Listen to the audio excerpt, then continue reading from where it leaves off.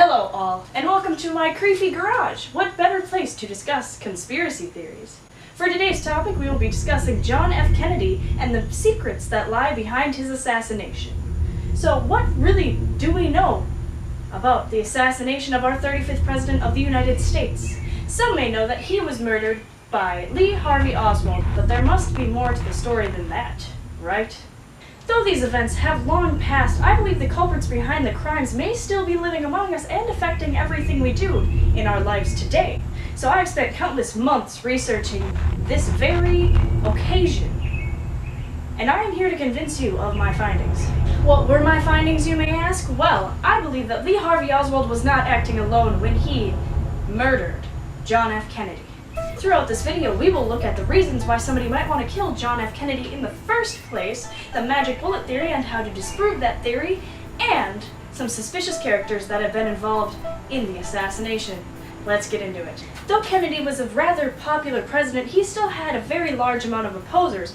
According to J.N. Giglio, contributor to the 1960s, a novel published in the year 2000, it is stated that JFK was visiting Dallas, Texas to mend a political squabble that had weakened the state's Democratic Party for the coming election. Now, before even making the trip to Texas, it is said that JFK's security detail actually got many warnings that there would be conflict when they reached Texas, but despite all of these warnings, they continued their route there, even though it was clearly a dangerous passage. But I'm getting ahead of myself here because we need to look at the start of JFK's presidency and see how he handled certain things, because many people were displeased by the way he was handling the Bay of Pigs invasion, and that actually led to a lot of displeasure in the Dallas, Texas region.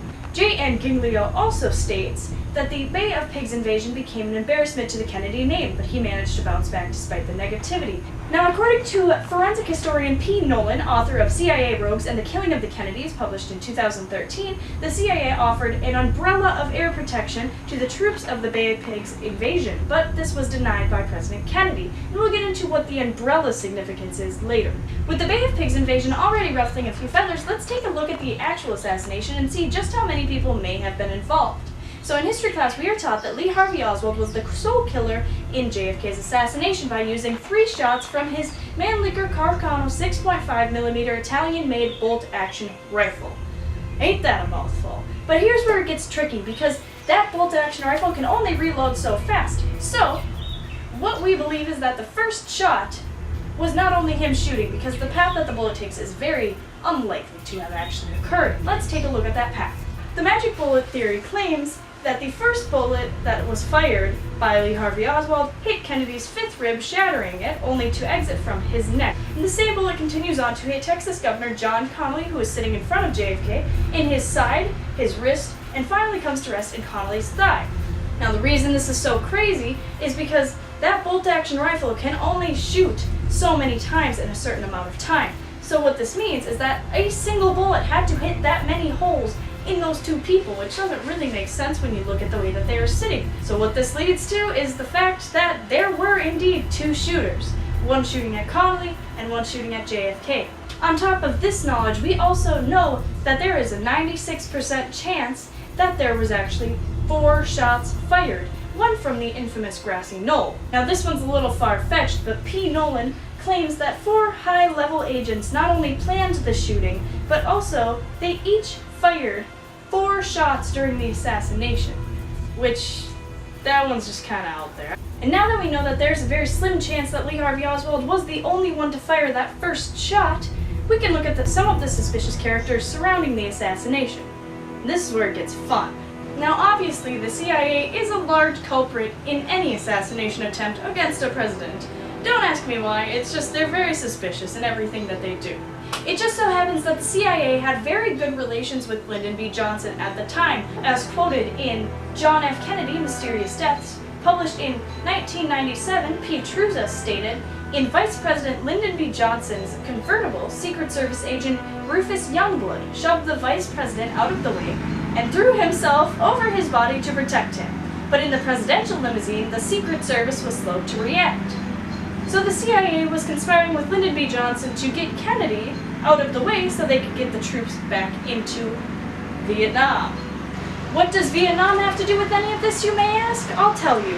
So what Kennedy wanted to do was get all of the troops out of Vietnam by a certain point in time, but Lyndon B. Johnson had a different idea. He wanted the troops to stay in Vietnam and continue their fight. So they had quite a squabble about this, and the CIA actually agreed with Lyndon B. Johnson's idea. So this could lead to a certain connection with those two and conspiring against Kennedy. Now you may be asking yourself, why would the CIA hide this from us? But they have been hiding a lot of things from us for a very long time, and they're very capable of doing so. As M.J. Gange in the 2017 article in The Skeptic, From Camelot to Conspiracy, educators have deliberately and collectively misled the public by refusing to teach alternative versions of the past. So this just shows that the CIA has been controlling what we are learning for a very long time, and they can continue to do so for as long as they please. If the CIA is truly involved in the assassination attempt, who did they put up to the task of helping Lee Harvey Oswald shoot John F. Kennedy?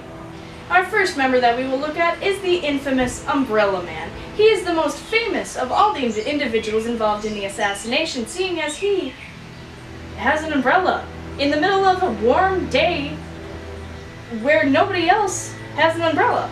That's a little suspicious, just all in black, holding a black umbrella. How is he involved with the CIA, you may ask? Well, earlier you might have remembered a quote that I used about the CIA offering an umbrella of air protection to the troops of the Bay of Pigs invasion. Let's go over why he is so important. Now I'm going to show a picture here, and you'll see the Umbrella Man at the bottom left corner. And what he is doing is he is holding up his umbrella 1 foot higher than he had been a moment earlier, and if you look to the right of the picture, you will see another man holding his arm up, and these two lifted their umbrella and their arm at the same exact moment, just as the second shot rang out, hitting President Kennedy. It's like they were cueing the shooter to shoot. But where is the shot coming from if it didn't come from the Umbrella Man? And he's just the signal.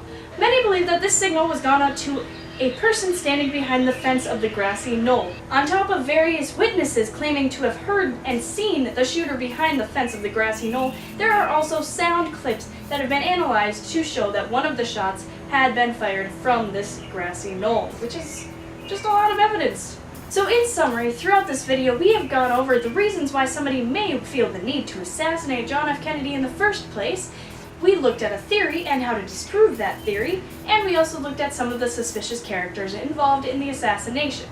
As American literary critic and Marxist political theorist F. Jameson wrote in Debunking the Official History in 1992, the assassination is retained in court as a spectacle. A spectacle that may never be solved, but we can confirm that what the government is telling us about there only being one shooter is probably fake news.